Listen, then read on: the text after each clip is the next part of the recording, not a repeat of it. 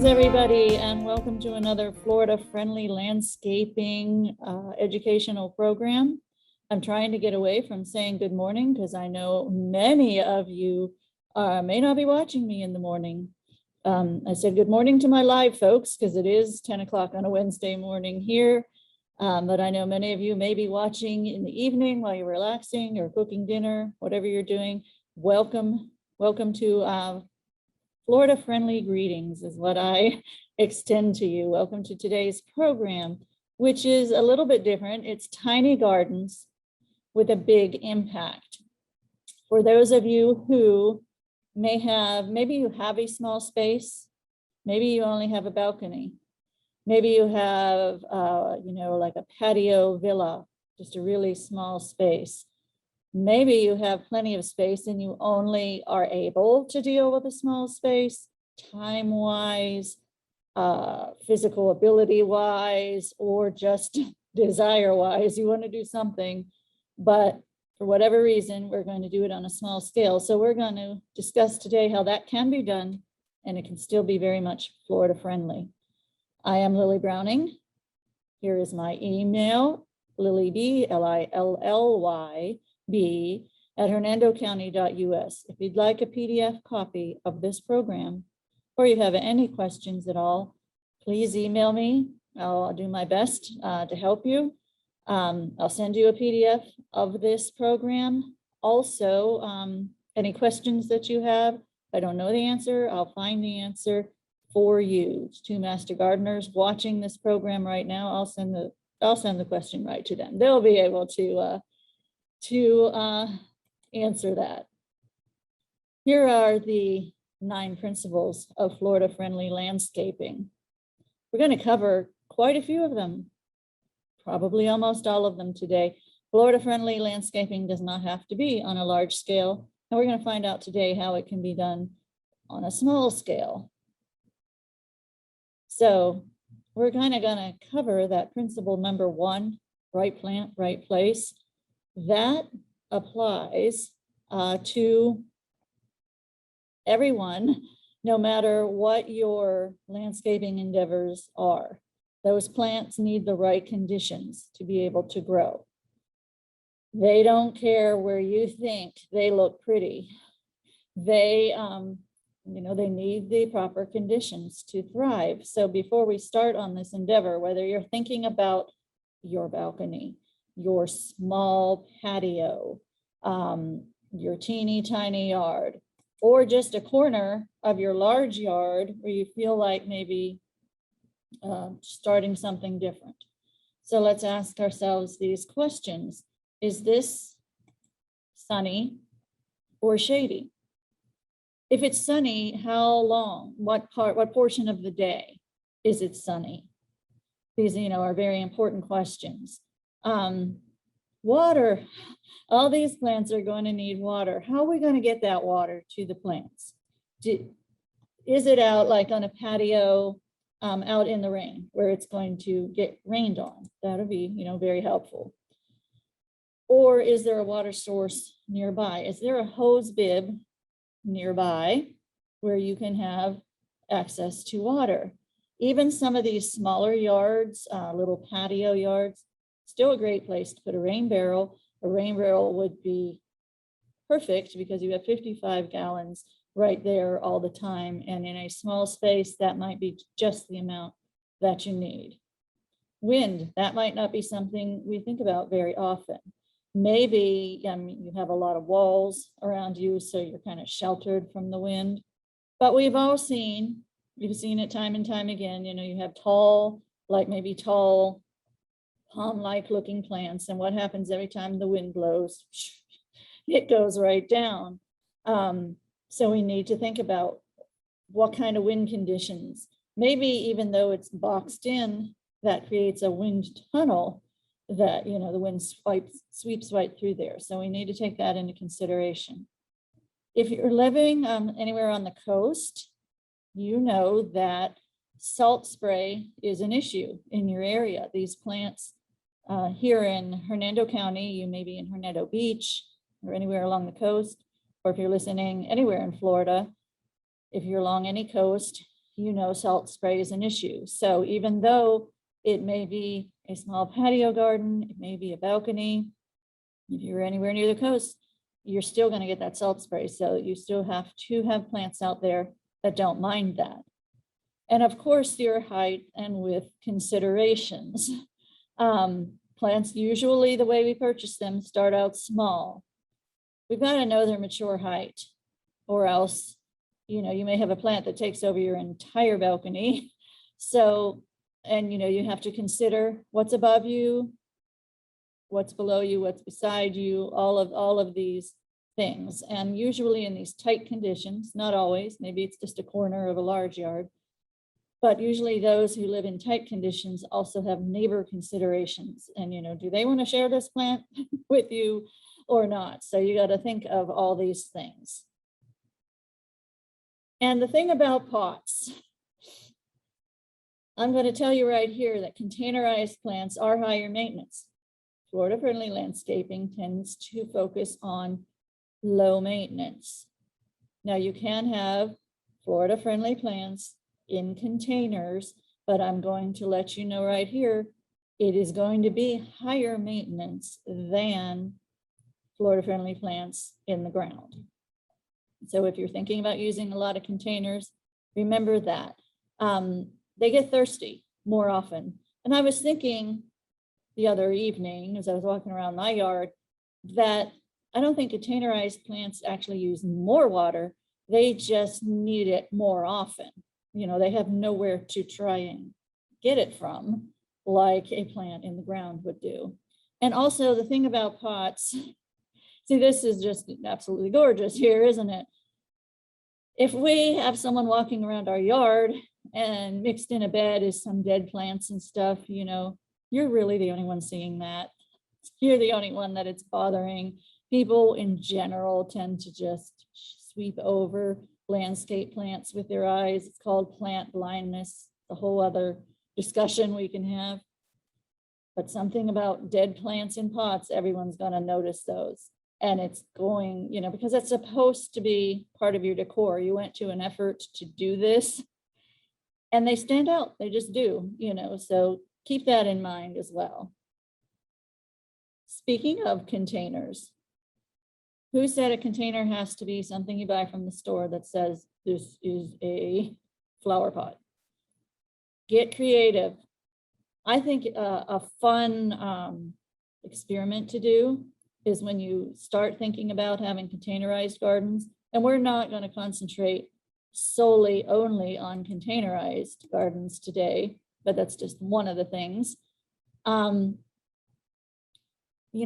think a fun experiment would be to not buy a single pot for a while in your endeavors, and make yourself look around.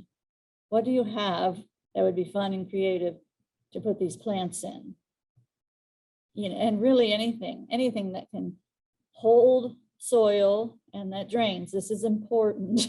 That drains, can act at least as a temporary pot for some fun get together,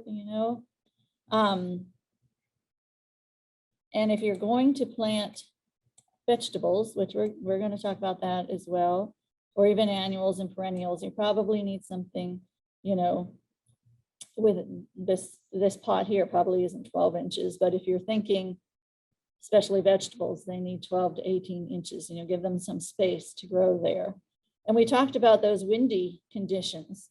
So tall plants, make sure you've got a pot wide enough to withstand those winds, and that the weight of the soil and the pot itself is going to hold it down, so you're not constantly having it blown over. It doesn't get top heavy. And speaking of getting creative with some containers, and as I mentioned, have that fun experiment and say, I'm not going to buy a pot. Unless, of course, you end up at some store where there's this really amazing creative pot and you just have to buy it. Then I'm not going to stop you from that. But I think it would be fun to think outside the box, or think inside the box here, think inside the drawers here. This just gives you some ideas. I really don't know what's growing all over this some cherry or some kind of creeping plant. But here's some interesting ideas: drawers, a guitar, all sorts of fun things. Looks like this is a roof garden up here. Now, those of us who have lived here for a long time, and when I show some of these others, like the shoes, isn't that a fun idea? Okay, say you've been here a while, so you're fairly a Floridian. What's the thing you're thinking about when you're thinking this guitar, these drawers, these shoes? Yeah, me too. I'm thinking about a lot of mold. So some of these are creative ideas you do for fun, on a temporary basis, but you don't keep it outside and expect it to look nice forever and ever and ever. Probably this wagon is going to hold up quite a while, looking good, but our moisture and all that, these kind of things, just going to be fun and temporary, but keep an eye when they start looking kind of icky and moldy and all of that. But here's some other fun ideas. These stone heads here are going to probably last for quite a while. And the vertical gardening is one of the in things, and these pallets help a lot with that. But keep an eye on those pallets. They're not treated. You don't want them to be treated if you're putting especially edible plants in them. But the soil and how wet we get, you might only get a few years out of these kind of things. And what you want to create a focal point, even if you have a teeny tiny balcony, teeny tiny patio, you still can create a focal point. You can get some kind of statuary, or even if it's like a specimen plant that really excites you, put it there. They put this Medusa looking thing here on a pedestal, because otherwise the pot, and even the pot here behind her, is small. We're going to cover that too. What you do with small pots, we tend to just leave them on the ground and we think they're exciting, but they're not creating a focal point. If you want these small works of art, so to say, to stand out, then you put them on some kind of pillar so they're kind of up at eye level. And even, there's little statues and cute little things, gargoyles, whatever it is that you want, that even if you had just a small space on a balcony, put that up on a pillar, depending on how big it is, and build your plants around it. That's going to create that kind of design and that focal point. Here's another interesting trick to do, especially if you have your traditional but fun and kind of large pots, and you want to keep them nice, or maybe they're part of the artwork, but you want to switch plants out of them. Why fill them up with dirt? Use a liner plant. You use the pot you got from the nursery, as long as it's big enough to just slide in there. So that way you can switch it out. You're not having to clean that pot out all the time, quite as much. That's just, a fun and easy way to makes it easier for you to keep the worker pot. The liner pot is what we call them from the nursery, and hide it inside of a pretty and fun decorative pot. That's what the pot in pot method is, not what you may have been thinking. Speaking of large containers, they're heavy, aren't they? Well, here's some tricks. Trick number one is all of these are plastic that happen to just probably look clay or ceramic or something like that. And then, you look at it and you think, wow, that's a lot of potting soil. That's going to be very expensive. Probably the plant that you need. Remember, you mentioned it only needs, that said 12 inches. I'd say 6 to 12 inches, depending on what you're growing, is what it needs. All the rest of that is wasted space. So you can fill it in with inert material. Here's where our principle about recycling comes in. These soda bottles, great idea to fill up that space. The newspaper, you can even put that on top of the soda bottles or whatever it is, helps hold in moisture for a while. even all these little teeny tiny pots that you got from the nursery, you don't quite know what to do with them. There you go. That's going to take up some airspace. People have mentioned this, breaking up styrofoam also to take up some space. I'm not sure how to do it because I tried it once. I think you're going to have to put something heavy, or not just the soil, on top of that styrofoam, because when I tried it, you know what happened when I watered the plant? All the styrofoam popped back up to the top. So, if any of you have any ideas how to counteract that, I tried it, it didn't really work out. Maybe I did something wrong there. But any kind of space filler that's lightweight and will take up that airspace is going to be a help to you in those larger pots. So when we go to plant inside any pot, there's still the same rule I always talk about. You don't want to plant too deeply.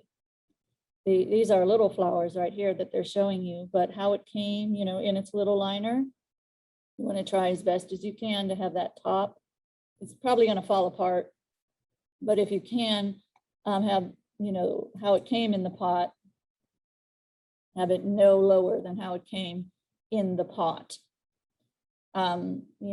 First fill up your pot and then kind of decide where you want the flowers before you actually plant them. And then, but just remember the final level of potting soil. And this is another thing, I'm not sure if I put that slide in here. You do want to look for potting soil, not garden soil. And those are two different things.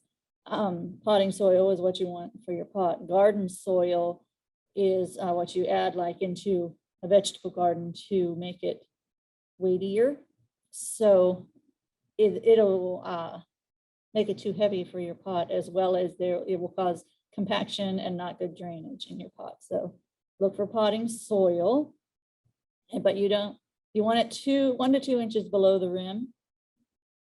And here's a little trick. Don't do that in your potting shed, garage, whatever, and then try and drag it where you want it. Do the work where you want that pot to be. And here's a little trick that I have heard that some nurseries have found out. Get some mulch and lay it carefully, put a layer of mulch over your soil in your pot. And that greatly helps with reducing weeds that'll pop up in your pot. Now, don't go crazy putting inches of it. I'm saying, if you have fine mulch, just a real fine layer.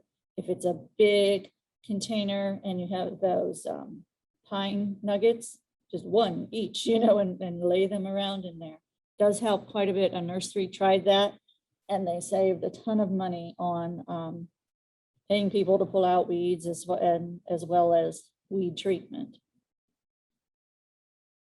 Drainage, we need drainage.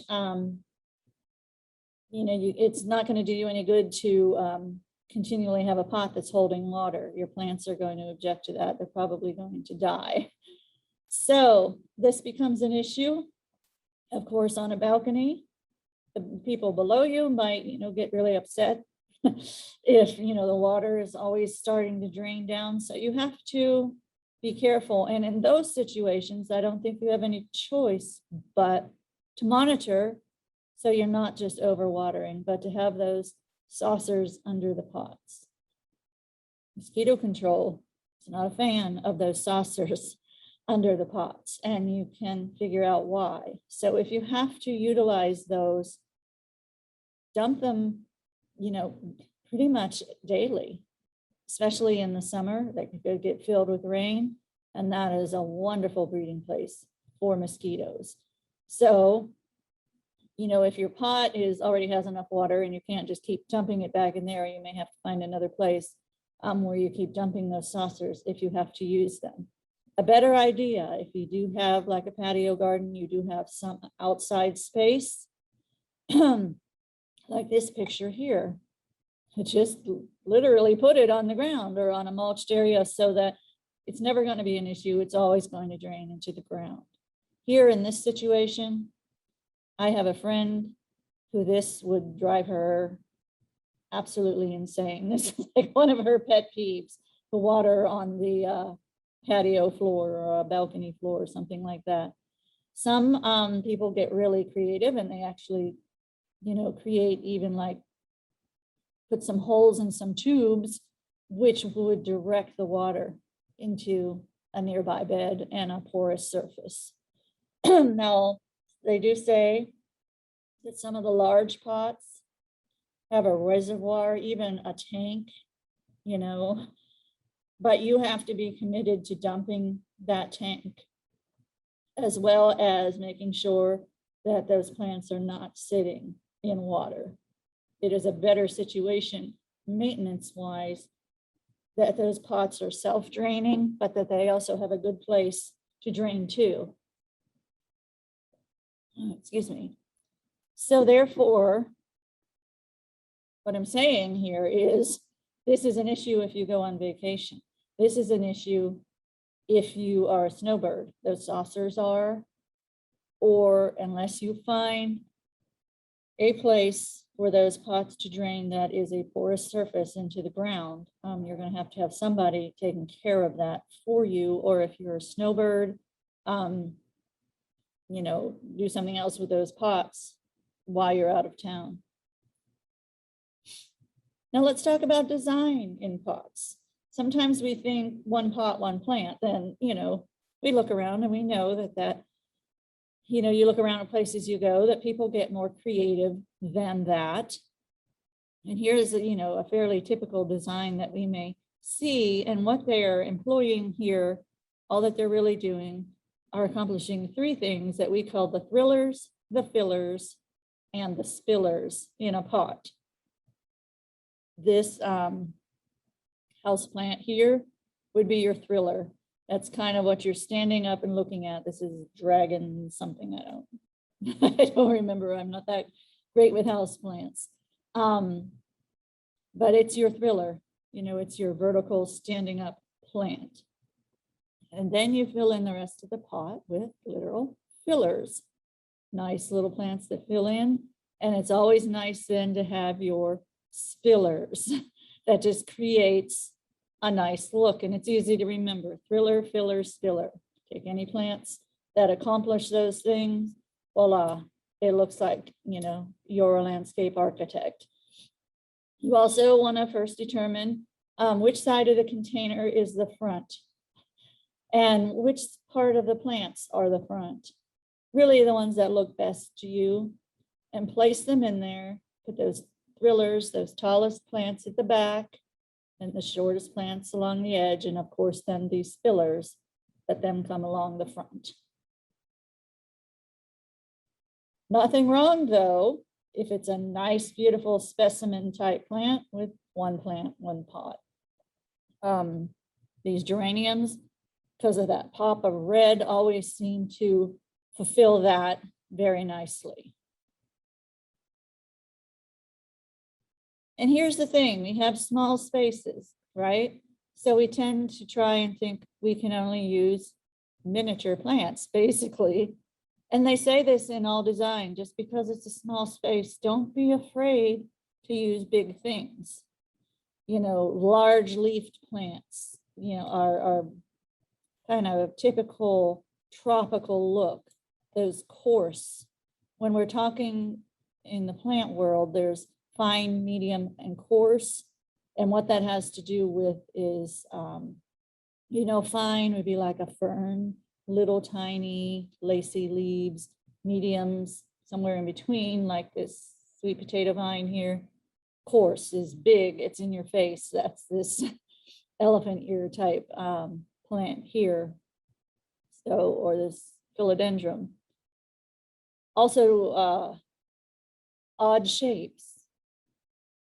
Don't be afraid to go big in small spaces, because this will really stand out on a patio, even on a balcony. When I say that, of course, go back to what I said about, its mature size. So you got to take that into consideration. It may be big and bold and dramatic, but it's still got to fit space. You still got to get out onto your balcony. You can't be like going through the leaves saying, you know, Livingston, I presume, you know, but don't be afraid of big leaves. Don't be afraid of bold colors, but also just make sure you have space to be practical. And grasses, we don't think that much about, we think grasses belong in the ground. You know, who said? Really about any of these rules of design, let's just say who said. Let's think out of the box, have more fun. So grasses can look great in pots as well. And here on the right, I'm showing you a very Zen type atmosphere. These matching white, very, very large containers with just some nice sponge grasses, very Zen, very peaceful. That might be something that you're looking for. Or you might just, you know, just a riot of color might be what makes you happy. Whatever it is, it's your space. So do what makes you happy in it. I will warn you, most of these are winter annuals, so don't look at them for now, just trying to get any ideas. Maybe this is too chaotic for you. I don't want all those colors. I'd rather have this Zen look. Really, it's all about you, how you want to have it. And as I mentioned with those fun small containers, we all kind of are used to, you know, I always talk about what our grandmothers did, you know, they had pots all over the ground and everything. Elevate those pots, bring them up to eye level. That's just, you know, a thing of design so that you can see them and appreciate them. And there are fun, creative ways to do that. You know, here somebody has a nice wall hanging that they put them in. Here they're utilizing just regular stools and matching pots to have their thriller, filler, and spillers. Here we have, you know, creative containers and a creative little ladder there. This container doesn't even have a plant in it. It's just part of the decoration. Kind of all works together. Now, what would you do here with these? What I would do is, before I used any of these type of things for containers, get out your little drill and drill the bottoms to create some drainage holes. That's the best way to do that. Because if you have so much water, it's pouring out of the spout, then you have too much water there. Here's another, you know, a plant shelf. We get bored with our interior decorations and we start moving things around, and our significant other comes home and is like, where is everything? Well, we can do the same, you know, with our plants. Just keep the interest going, keeping in mind, of course, the plant's needs. The plant is not going to thrive if it is not in the right conditions. But it's always fun to move things around and have some fun, get really creative. Now here's a little bit of design tips I'm going to show you here, and we'll see what we're looking at. Well, both of these pictures, we have 3 plants in pots. Here we have 7 plants in pots. What do those 2 numbers have in common? They are odd, that's right. Odd numbers, that's just a rule of design. Something about the human eye, if there were 4 pots here, we would split it up into 2 different groups of pots. There were 8 plants here. We would find a way to split it up into 2 different groups of pots. Something about odd numbers makes us see it as 1 unit. So that's the first thing they did when they put all these pots together. They thought, let's use an odd amount. Of course, they're not all lined up in a neat row either. They're all moved around. And what do they have going on here? You got to look for some commonalities. I say you don't have to do anything. Like we said, we're our own interior, exterior designers, I should say. But these are just some bases that, you know, help over time help people really pull things together. So what were they trying to accomplish? Here we have a nice, pretty much for the photograph, very white plain background. What is the commonality here? Of course, the blue pots. They're all the same tone anyway of blue. So we have 3, an odd number. Their common thing that's pulling that together is that the blue pots and also the spots of yellow and the spots of pink. That's what's pulling that whole thing together. This is a lot more complicated. It looks like they, you think of that and you think, okay, they just put those pots there. That's what I'm going to do. I'm just going to put a whole bunch of pots on my porch. And why doesn't it look as good as this? Because a lot of thought actually did go into this. First thing we're looking at is their kind of mauve trim on their house. That's their starting point. So they kind of went with the pinkish-ish, in that same family theme.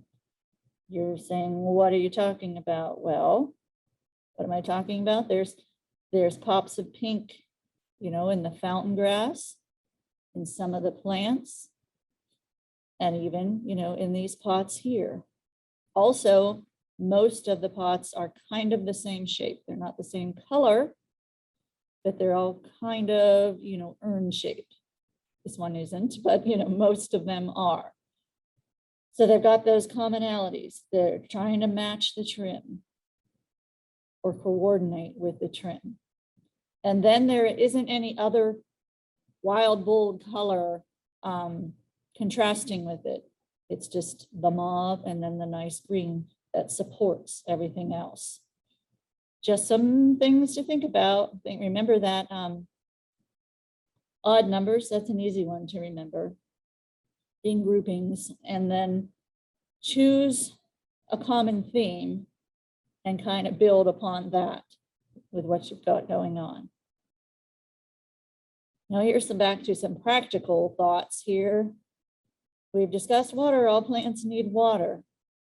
And like I said, pots seem like they need more water. They don't necessarily need more. They just need it more often, especially clay pots. I think we all know that, any of us gardeners. Clay pots are beautiful, but they do seem to dry out pretty quickly. So these potted plants, they need to be watered, not overwatered, but they do need some water at least 3 times a week in the hot or dry weather. If nature's watering them for you and it's draining, then great, but also be careful that you're not losing soil that way. Keep an eye on that.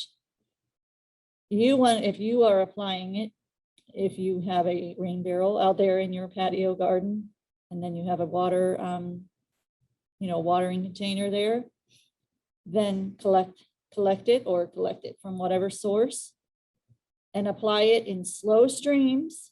So you don't want that soil eroding inside of your pot, and not to disturb the shallow roots. Where is this person watering this plant? This is very important. Yes, he or she, it's hard to tell with those hands, is watering the soil. They are not holding it up over the plant. Now, of course, rain is going to do that. There's nothing we can do about that, but we don't have to add to it. Water the soil, not the plant, so that the roots get as much water as they need, but also we're not encouraging fungal issues with the plant itself. And if you can, water early in the morning. There are a lot of plants out there that I call divas. Impatiens are divas. Some of the others that in our heat of the summer, by late afternoon, they are trying to tell you that they are dying. They just can't make it another second. And that's when you want to tell the divas, let's have a talk in the morning. Let's see what you look like. How are you feeling in the morning? Because they're probably just heat stressed. And if you keep watering them, you're going to overwater them and kill them. If they look like that in the morning, then go ahead and give them a drink.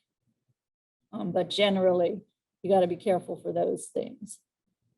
And also watering in the morning, just like watering your lawn early in the morning, is the best thing, so that the water doesn't sit overnight, causing possible fungal and disease issues. Here are some other ways of irrigating. This is a micro irrigation system. I assume that they have these, the tubes out for the purpose of the photograph so you can see what's going on, because otherwise I would try to hide them because it's detracting from the really cool look of these plants. But you can work into a water system, usually pretty easy, some kind of micro irrigation retrofitting system. And then it just puts little spurts. Now, don't think that micro irrigation, drip irrigation, any of that saves water. It uses water, but it uses a whole lot less than your traditional way of watering. So it saves water compared to your traditional way of watering, but you also want to keep an eye on it as well. You don't want to be overwatering and paying your water company more than you need to. Now, a lot of people tend to think, well, I'd like to have some native plants, but I have no space for them. They think something that they need a large amount of space for a native plant garden. Not true. I'm here to tell you, here's a list of some native plants. What you're going to get when you have native plants? You're going to get a lot of pollinators. So this is for those people who have small spaces, but still want to help the environment by helping the pollinators that are out there. Native plants will do that. Even some not native plants will do that as well. Here's and the next slide will show you too, a list of native plants that do just fine in containers. Any, kind of native salvia. Blanket flower is included in this list. It's going to be included in a whole lot of written material as a native plant, probably for the rest of our lives. But as I've told some other classes, poor little blanket flower has been Plutoized. Like Pluto's not a planet anymore. Blanket flower was kicked off the native plant team. Poor blanket flower. Why did that happen? Because there was a lot of people suspicious for quite a while that it may not be an actual native, at least not the blanket flower, ecotype that we use most of the time. And it kind of found its way over here from Texas. Was not here in the 1500s when Ponce de Leon came and they started,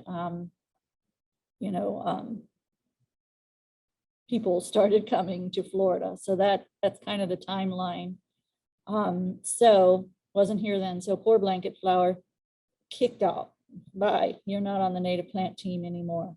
I say, let it be your friend still. It's a great pollinator. So if you have a native garden, you got blanket flower all over it, please don't say, oh, I'm sorry, I gotta pull you out. No, leave it there. Certainly not harmful, and there's a lot of benefit to pollinators. Black Eye Susans, passion vine, you need room. You need something for it to climb on. You need to not annoy your neighbors. So be very careful with the passion vine as well as the coral honeysuckle. But if you do have something for them to climb on, those are great plants. Chickseed, Coreopsis, our Florida State wildflower, really easy to grow in pots. I have several pots of it. It's really great. As well as rosinweed, and we've had many discussions about milkweed. In my last class, Pretty Plants That Beat the Heat, I get into a little more details about milkweed. So all I'm going to say here is it is best if you can secure some native milkweed. There's 3 types that are readily commercially available. That is going to be better. Our Asclepias cursivata or tropical milkweed that you find in any big box store is showing itself to be more and more and more and more of a problem, and a major problem for the health of the monarchs.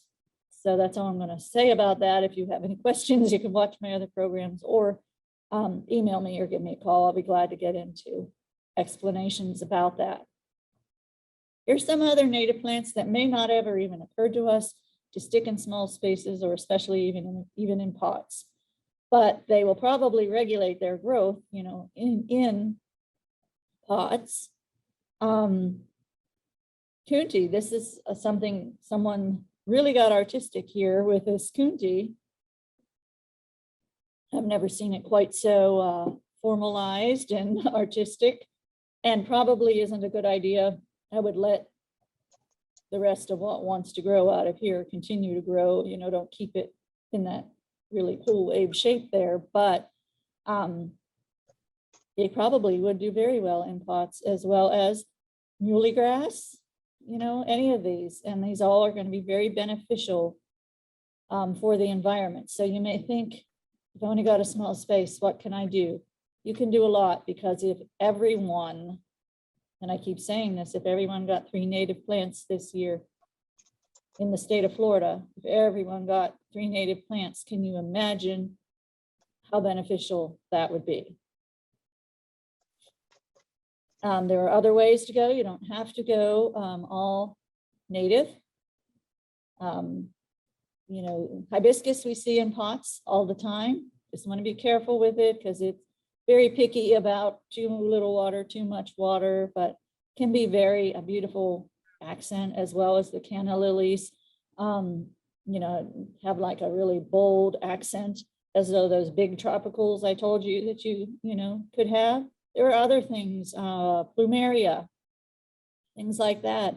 And the good thing about that is, because they're all cold sensitive, if you have them in pots, you can bring them inside when we're going to have a cold snap. Okay, and annuals, I mean, we can't overlook annuals, and those are always great for small spaces. In fact, I encourage the use of annuals for small spaces, meaning don't try and cover your whole yard in annuals, because that is expensive for you, and it's not a great way as far as your carbon footprint goes. There's trucks that have to bring those items to you. So there we go. So have fun with annuals, use them for your pop of color or your seasons to have fun with, but the best way to do that is in pots or in very small spaces. And here's some annuals, the zinnias and the pentas. This is in a almost all native yard. Pentas are not native. In a gated community here in Hernando County. I'm going to actually go out and see the yard this afternoon. So, she has this great pot of pentas here that is going to attract a whole lot of butterflies, real butterflies, not this this flag butterfly here. Zinnias will do the same thing. And of course, your everyday annuals going to look great spaced in pots, probably impatiens, coleus. Those will keep coming back for you. It's probably the begonia, or if you bring them in, you might be able to keep them quite some time. Marigolds tend to be just, one season. And somebody said to me who watched one of my last program, Pretty Plants That Beat the Heat, she was saying, we have a lot of those plants too. Well, yeah, things are different in Florida, but then a lot of things are the same. And then what becomes the difference is the timing. That is the issue. We can't do pansies and petunias when it's warm here. We can do them all winter long. Okay, here's another thought. You have a small space. You know what's trending right now, and we keep hearing about, are these food forests. And we may think in our mind, that'll be cool whenever I get my acreage or whatever I want to do, this food forest. Why not start now? Why not have a mini food forest? There's no reason you can't grow edible plants in small spaces. You know, people do it all the time. Hundreds of years ago, that's how nobody just, you know, whatever land they had, they filled up with practical things that they could eat and use for survival. So, of course, for years, people have had their tomatoes on porches. Here's, you know, cucumbers as well. Now, these topsy-turvy things, they work great in small spaces. Let me say right here that if you have questions, I'm the idea person right now. If you have questions about any of these edible plants, Dr. Lester or the Extension Office is the best place to go to answer those questions. I'm by no means a edible plant product expert, but I know where to send you to get the right answers. So you may even have, like I said, a small space of actual earth that you can plant in. And you may say, well, man, I wish I could have vegetables, but look at this tiny space I have. And maybe that tiny space is filled up with turf or just like Indian hawthorn or nothing, you know, terribly wrong with those, but plants that are just there. Why? Well, I don't know. The landscaper put them there. You know, there's no reason edible plants cannot function as your landscape plants or as part of your landscape plants. So here we're using vegetables as a ground cover. And just because they're practical doesn't mean they're not beautiful. So that's another thing. Think outside of that box. Don't think you don't have the space, because you may say, well, you realize you have the space, but it's being used up by ancient dying out, you know, shrubs that you can pull out and start using the way you want to use it.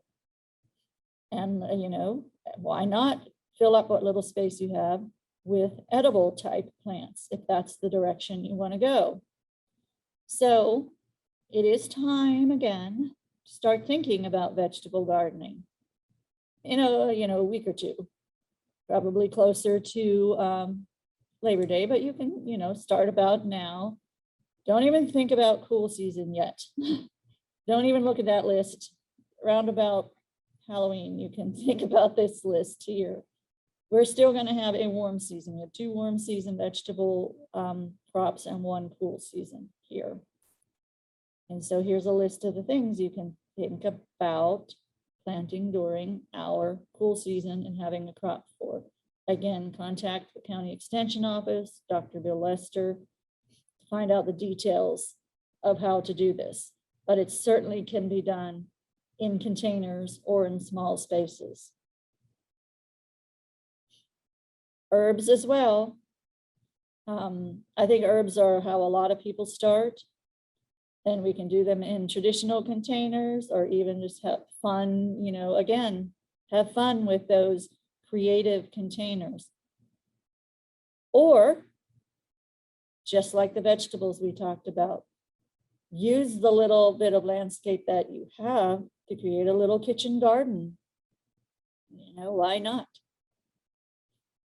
And in here, shows a very nice one. Here's again, we're still going to have a warm season. So basil, bay, mint, got my pictures in the way, Mexican tarragon, rosemary, sage. Those are the kind of herbs to think about right now.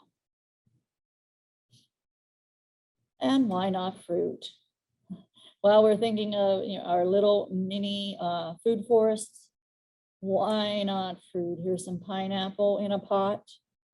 And a lot of people love to grow pineapple from just the head of the pineapple. These are blueberries. Why I have 2 of them here is because if you're going to expect to get a crop, you're going to need 2 different types of blueberries. Blueberries are a lot of the high maintenance. It takes a lot of research and knowledge. They have to have a really low pH. So I would definitely suggest contacting the Extension Office if you're thinking of growing blueberries in a small space or in a container, so they can help you get the right varieties and, you know, right type of soil and everything that you have to do. Again, think about the space that you do have. If you do have a small space of earth, incorporate the edible plants into your regular landscaping. Here, we showed pineapple in a pot. Here they're using pineapple as an actual, border plant. And here, we have figs. What am I looking at here in this picture? What is the edible plant here in this picture? Let you think about it for a while. You're right, it's this pindo palm. We also call it a jelly palm. It produces edible berries. Make sure you get the right one. Don't go around eating every palm that you see. I know a lot of Southern people make jellies. That's why it's called a jelly palm, out of the berries from a pindo palm. And it's a fairly smallish kind of palm for those small spaces. Any kind of potted plant, as I said, does require maintenance. It requires careful watering. It requires watching. It requires very careful fertilization. I use a slow release. I'm not advertising Osmocote alone. Any kind of slow release that has those nice curls. Usually when you buy it, it has enough. So don't go fertilizing it immediately. But be very careful, because in that contained environment of a container, so easy to over fertilize and burn the plant out. So be very, very, very careful how you do that. And there's going to be pests too.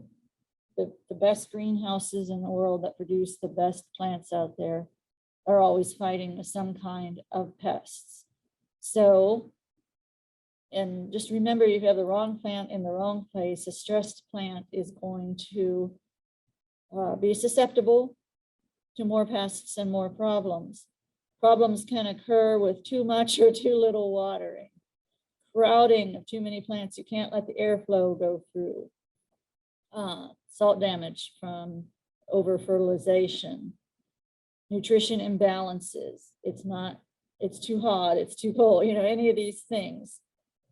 What you need to do is just always be watching and seeing if they're starting to show signs of stress.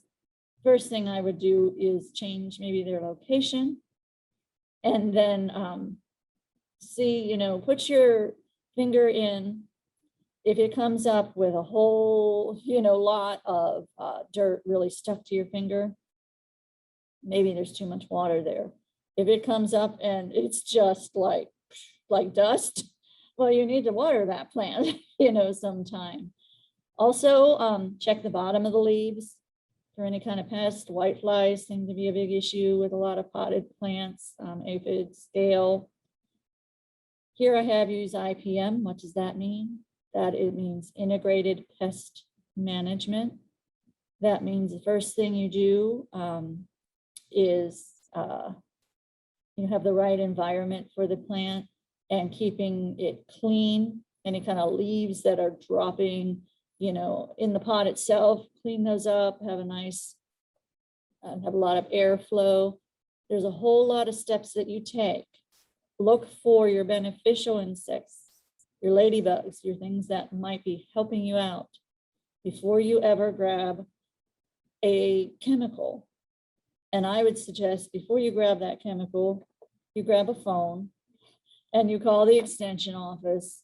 Grab a phone, you take a picture of it, you email Dr. Lester, get the right advice so you know the right next steps to do. Let's see what time we have now. Oh, good. Here are a lot of the references that I used for this program, and that would be helpful for you to look over. Again, as I said, don't be trying to scribble this down. Email me. I'll be glad to send you a PDF of this so you have all of that in writing.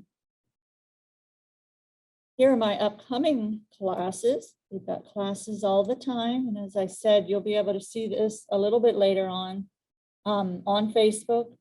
Many people, maybe, your mom, your aunt, whoever it is, has these small spaces. They're like, no, I don't do the Facebook.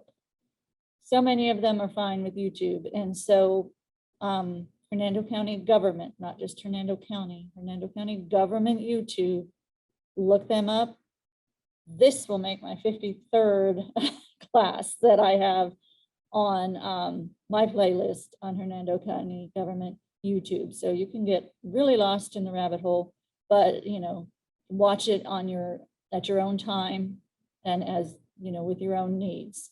Next week I have 2 rain barrel workshops coming up, so I won't have an online class. One of them is in person, just rain barrels at Chinseagut Conservation Center. It's at 9 in the morning, and we try to get done by 10. It's in their pool barn. Believe me, no one gets hotter than me, so I get it done and we get on our way. Then Thursday evening, we do have a virtual rain barrel and composting workshop. If you want to know how to participate in those, again, LillyB at hernandocounty.us. That's the first step in signing up for a rain barrel and a rain barrel workshop. If you're listening from elsewhere, not in Hernando County or not a reasonable distance from Hernando County, then email me and I have a link I can send you to a rain barrel list virtual workshop that you can watch. Also check with your county and your county extension to see if they have rain barrel programs going on. At the end of August, doing a class, an oldie but a goodie that I'm updating, trees, marvelous trees, all about the trees of Central Florida. September 1st, here's a brand new class we've never done before. Diverse lawn areas and how to break away from monotonous monocultures. That one should be a lot of fun. And then on September 8th, favorite plants of Florida, insect pests. Most likely, I'm going to have the entomologist, Dr. Lester, assist me with that class. All right, and I'll look at the chat in a second when I stop sharing here. Again, here's my email, here's my phone number, 352-540-6230. Please follow my Facebook page if you're on Facebook so you know about all the upcoming classes, and I let you know what's going on in other places too. That would be a great interest. And again, follow Hernando County Government YouTube as well. Let me see what we have in the chat today. Okay. Somebody, Joanne, mentions using a soil separator fabric on top of the styrofoam to keep the soil from filtering down and the styrofoam from moving up. Thank you, Joanne. That is a very good idea there, because I just had the styrofoam just like popping right up out of it when I watered at a night blooming Cereus that I tried that with. Correct, Joanne. Also, I would not recommend rain barrel water to put on your edible plants. Very good. Thank you for pointing that out. There's a lot of E. coli producing material as well as heavy metals on your roof.